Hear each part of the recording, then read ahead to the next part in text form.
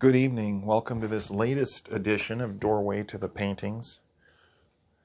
And tonight I want to show you one of my very, very favorite paintings. I mean, it's really at the top of the list. I really like it. I like the style. I like the concept.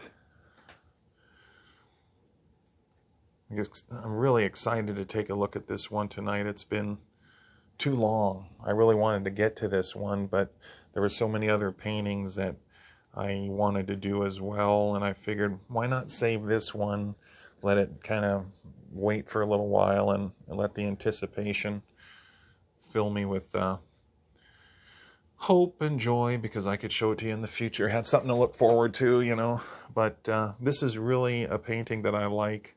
I like the idea and the thoughts behind it. And let's get into it rather deeply and take a look at it.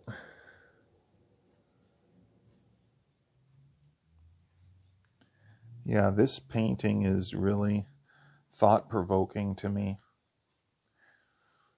There's a lot of stories that can be made from this painting, this idea. I just really like the trees and how the fog is out there, and then the dark trees against that foggy background. I love it. And here he is. He's probably heard noises. Maybe he had a past confrontation with something, and he didn't know exactly what it was until tonight, when this creature finally reveals itself, coming from this dark blue cavern from another dimension. I love those sharp, jagged, craggy rocks. I really like those.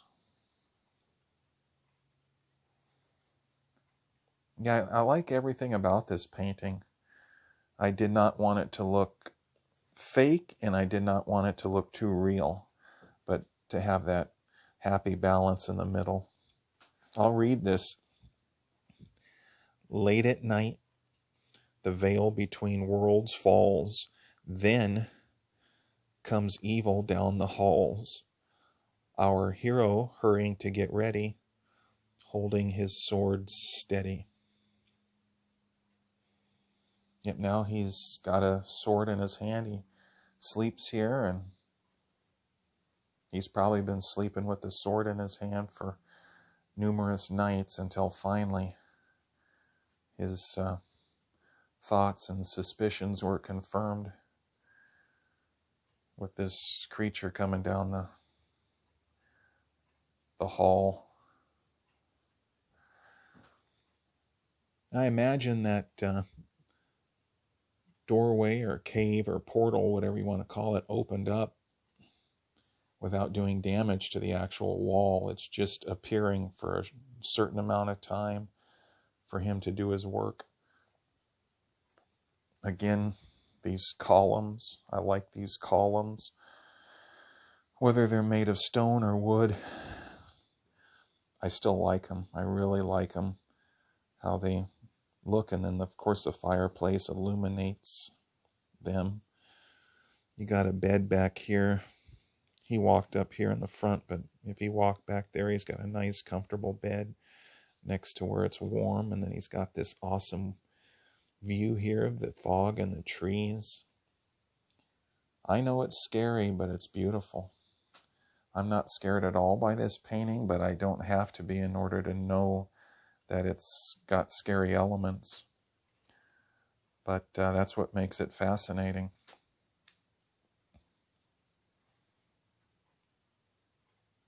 Gosh, I love that. Really like those.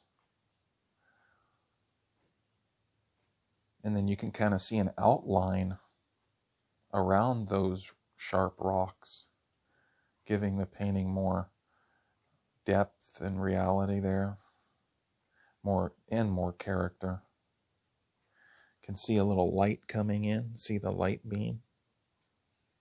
Kind of like the wavelength right there from this blue background kind of coming in.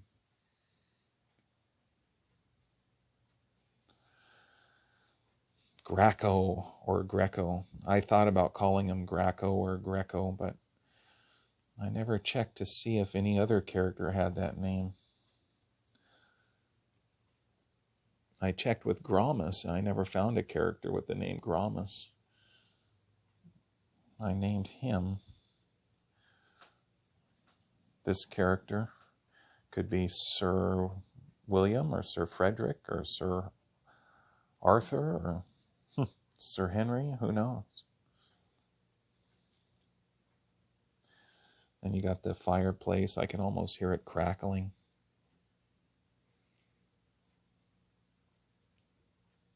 The wood or the columns and various objects being illuminated by the light coming from the fire.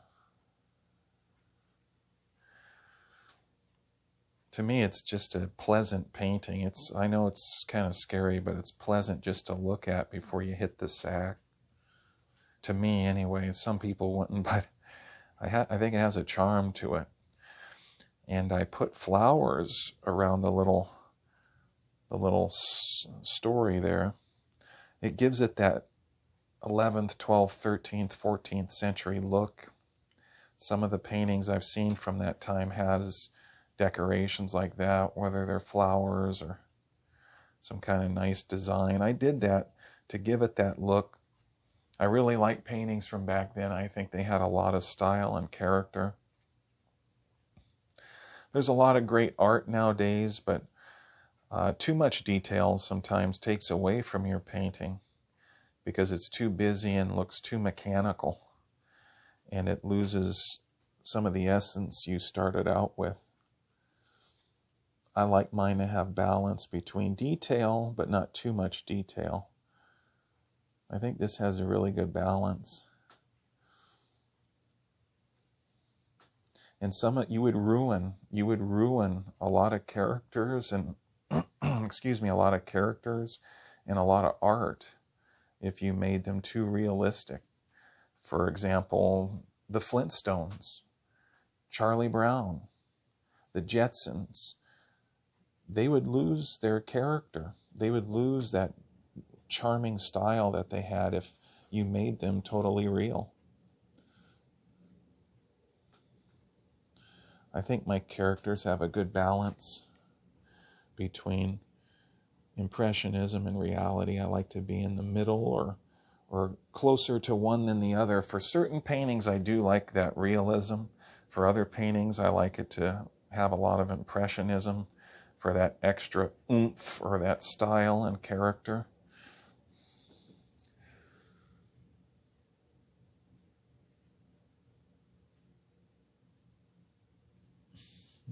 He's alert. And he's looking, wow, look at that creature. He's ready. His heart's probably beating very fast as the creature from another dimension strolls down the hall to stalk another victim, to confront another victim, capture another victim. But our hero is ready with his sword. So I like that classic confrontation between good and evil, and I like this. Looks like a storybook, like you can have a fairy tale or a storybook. You know, it's interesting. I have a book, very well-known book. Everyone pretty much knows what it is, the Divine Comedy, Dante's Inferno. And on the cover of my particular copy of that book, there's a painting from the 14th century. And I like the style. It's really interesting.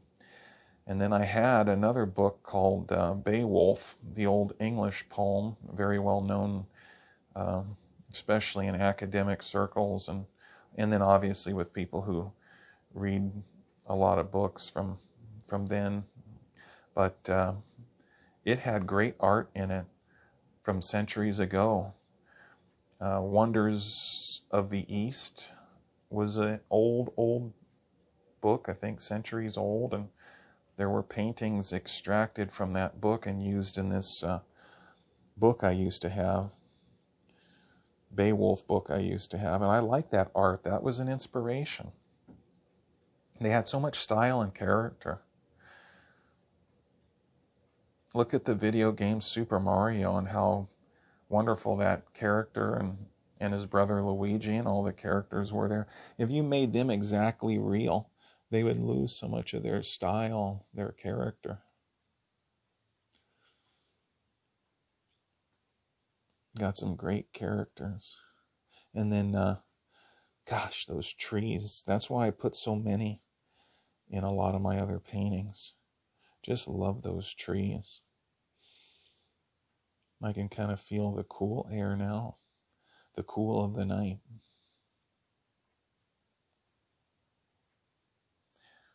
And if they made a movie, they can have it where he was being woken up by a presence, an eerie presence, and noises and sounds, so he started sleeping with his sword. And this creature came from this other dimension. And you can have music in there like, probably, to me, I think music that would fit good for this story would be a score that's halfway between classical music and Nightmare on Elm Street, or Halloween, or the original Night of the Living Dead. Classical mixed with that would be really good for this, if a movie or story other than what I got here and what I've thought of was made. I really like this concept, though. I would imagine this creature came from a rather big area. I always thought about it being a big blue, murky type, large tunnel area where there's a lot of tunnels and caverns and other creatures that are maybe like him. Or it could be his own personal lair, but I kind of like to think that he's not the only creature like him. But I would be perfectly satisfied if I had a story where it was just him, so you can focus on him rather than a whole bunch of others. Either way, I'd be satisfied, to tell you the truth.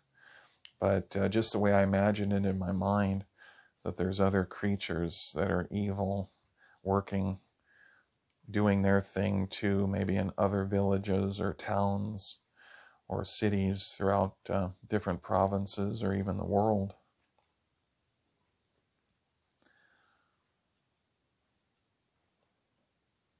I think I did 2 other paintings similar to this, and I thought one of them he had a shield.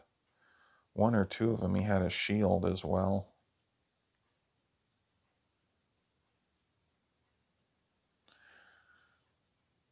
I think the roses and the vines attached to him give it a really nice touch. I really like those sharp rocks. I really like those. Who knows what's in that blue cave? Just one of my favorite paintings, and you got his shadow. I think that he casts his shadow right there.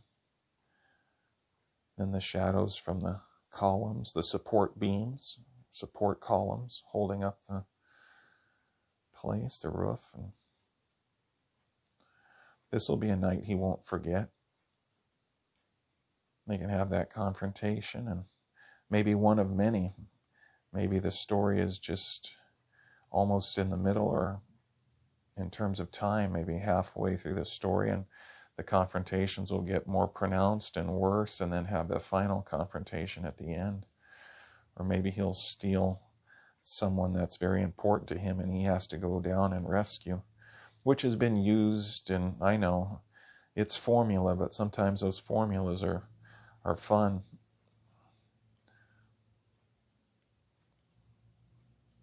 Yep, one of my favorites. Sure hope you like looking at this painting with me. If you feel like it, subscribe and hit the like button. And we'll see you next time. I'll have another video, hopefully in the near future, maybe in 1 or 2 weeks. And I'll see you after midnight for another edition of Doorway to the Paintings. Good night, everybody.